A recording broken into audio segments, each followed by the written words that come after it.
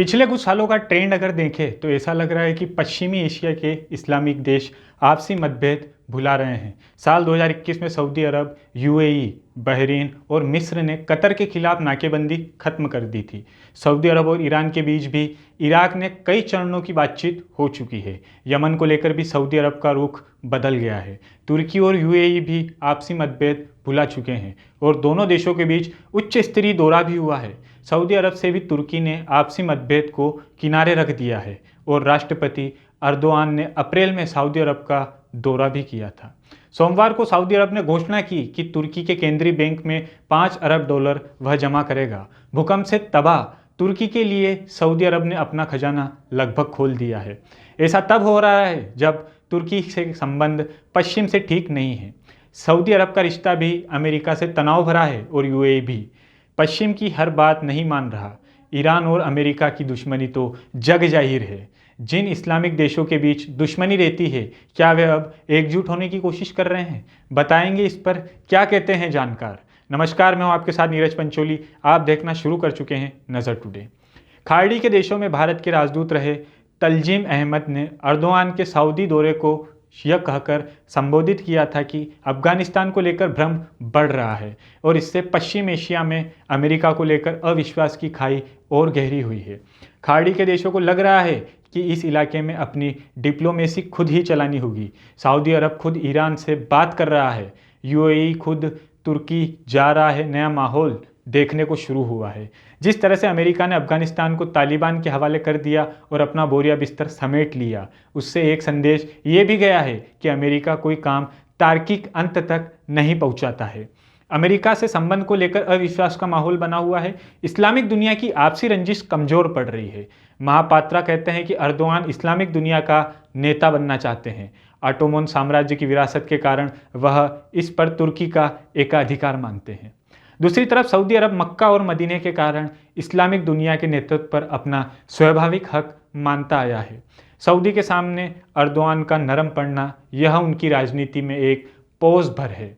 मुझे नहीं लगता कि इस आपसी रंजिश में कमज़ोर पड़ने के तौर पर यह देखना चाहिए। पश्चिम एशिया मल्टीपोलर है, साउथ एशिया की तरह बाइपोलर नहीं है। यहाँ कतर अमीर होते हैं तो सऊदी अरब और यूएई भी अमीर हैं। तीनों देशों अपनी अमीरी के दम पर ही अपने इलाकों में प्रभाव बढ़ाते दिख रहे हैं। सऊदी अरब ने तुर्की के $5 लाख डिपॉजिट किए हैं तो यह मुनाफे के लिए है और इलाके में अपना प्रभाव बढ़ाने के लिए है। हम इसे इस रूप में भी देखेंगे कि इस्लामिक दुनिया को दुश्मन खत्म हो रही है तो शायद जल्दबाजी में सऊदी अरब कट्टर इस्लाम से उदारता इस्लाम की ओर बढ़ रहा है। तुर्की से पश्चिम के संबंध खराब होने की कई वजह हैं और कई इसमें घटनाक्रम भी जुड़ चुके हैं। अर्दोआन ने तुर्की को राजनयिक और रणनीतिक स्वायत्तता दिलाई है और यह पश्चिम को रास नहीं आ रही है। 2003 के पहले तुर्की में सेना का दबदबा रहता था। आज तुर्की फौज भी तैयार आए हैं। तुर्की की अर्थव्यवस्था में भी फौज का ज़्यादा दखल था। तख्तापलट तुर्की में होता रहता, अर्दोआन इसे खत्म किया। अर्दोआन के आने के बाद से तुर्की में निजी कारोबारी उभरे, तुर्की की सरकार में सेना का दखल खत्म हुआ। इस लिहाज से देखें तो अर्दोआन ने तुर्की की राजनयिक व्यवस्था को पूरी तरह से बदल कर रख दिया। मुझे लगता है कि यह अर्दोआन की उपलब्धि है। सऊदी अरब ने सोमवार को तुर्की के केंद्रीय बैंक में $5 अरब डिपॉजिट करने का फैसला लिया था। पिछले महीनों से तुर्की में तबाही मचने वाला भूकंप आया था। यह जग जाहिर है। तुर्की में 14 मई को संसदीय और राष्ट्रपति चुनाव है। तुर्की को $5 अरब देने का फैसला सऊदी फंड फॉर डेवलपमेंट ने अपने तरफ से किया है। यह मदद इस बात का सबूत है कि सऊदी अरब में और तुर्की के बीच करीबी सहयोग और ऐतिहासिक संबंध है। विदेशी सरकारों की ओर से दूसरे देशों में केंद्रीय बैंकों में पैसे जमा करने पर जमाकर्ता को ब्याज मिलता है और इसे कर्ज के तौर पर ही देखा जाता है। तुर्की 2018 से ही विदेशी मुद्रा भंडार में आ रही गिरावट से जूझ रहा है। यूक्रेन पर रूस ने हमला किया तो ऊर्जा और खाद्य सामग्रियों की कीमतें आसमान छूने लगी। ऊर्जा के लिए तुर्की पूरी तरह से आयात पर निर्भर है। तुर्की पश्चिम से रिश्ते खराब होने के बाद से खाड़ी के देशों से संबंध दुरुस्त करने में पिछले काफ़ी सालों से लगा हुआ है। सऊदी से तुर्की के रिश्तों में गर्मजोशी आई थी। तुर्की के राष्ट्रपति रेचेप तैयब अर्दोआन से पिछले साल फरवरी में यूएई का और अप्रैल में सऊदी अरब का दौरा भी किया था। इसके बाद पिछले साल जून में सऊदी अरब के क्राउन प्रिंस मोहम्मद बिन सलमान तुर्की गए थे। इस्तांबुल के अर्थशास्त्री एनवेर कन्नर ने सऊदी अरब के $5 अरब देने पर अरब न्यूज़ से कहा था, सऊदी अरब ने तुर्की के केंद्रीय बैंक में $5 अरब जमा कर बहुत मुश्किल वक्त में मदद की है। तुर्की की अर्थव्यवस्था पहले से ही संकट में थी, लेकिन भूकंप आने के बाद हालात बद से बदतर हो गए। शुरुआती अनुमानों के मुताबिक तुर्की को भूकंप ने $24 अरब का नुकसान पहुंचाया है। एरकन कहते हैं कि तुर्की का चालू खाता घाटा इस साल $30 अरब से $40 अरब के बीच रहेगा। भूकंप के बाद निर्माण के लिए भी पैसे और संसाधन की जरूरत पड़ेगी। ऐसे वक्त में सऊदी अरब ने तुर्की को मदद की है। पिछले साल डॉलर की तुलना में तुर्की की मुद्रा लीरा में 30% तक गिरावट आई थी। 2021 में डॉलर की तुलना में लीरा 44% तक कमज़ोर हो गया। पिछले सालों की तुलना में तुर्की में विदेशी मुद्रा भंडार काफ़ी कमज़ोर हुआ है। अब तुर्की का विदेशी मुद्रा भंडार $20 अरब से भी नीचे आ गया है। 2002 में तुर्की की कमान अर्दोआन के पास आने से पहले सऊदी से संबंध निष्क्रिय अवस्था में थे। अर्दोआन से पहले की सरकार पश्चिम परस्त मानी जाती थी और तुर्की मध्य पूर्व में बहुत ही दिलचस्प दिखता था। अर्दोआन जब सत्ता में आए तो उन्होंने खाड़ी के देशों से संबंध पटरी पर लाने की पुरजोर कोशिश की। अर्दोआन ने शुरुआती शासन में सभी इलाकाई देशों से संबंध सुधारे थे।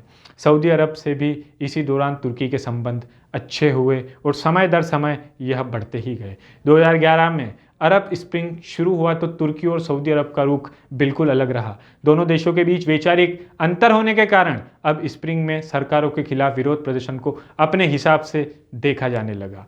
अब स्प्रिंग में सरकारों के खिलाफ उठी बागी आवाज़ को सऊदी समेत मध्य पूर्व के कई राजशाही और तानाशाही सरकारों में डर फैलने लगा था और कहीं उनकी कुर्सी भी खतरे में ना आ जाए। शुरुआत में अर्दोआन अरब स्प्रिंग को लेकर अनिर्णय की स्थिति में थे, लेकिन बाद में उन्हें समर्थन करना शुरू कर दिया।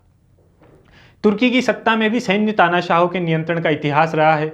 ऐसे में अर्दोआन का समर्थन करना बहुत चौंकाने वाला नहीं था। तुर्की के इस रुख से सऊदी अरब को नाराज कर दिया था। अब दोनों देशों के संबंध पटरी से उतर गए हैं। जब सऊदी अरब, यूएई, बहरीन और मिस्र में जून 2017 में कतर के खिलाफ नाकेबंदी की थी तो तुर्की ने इसका विरोध किया था।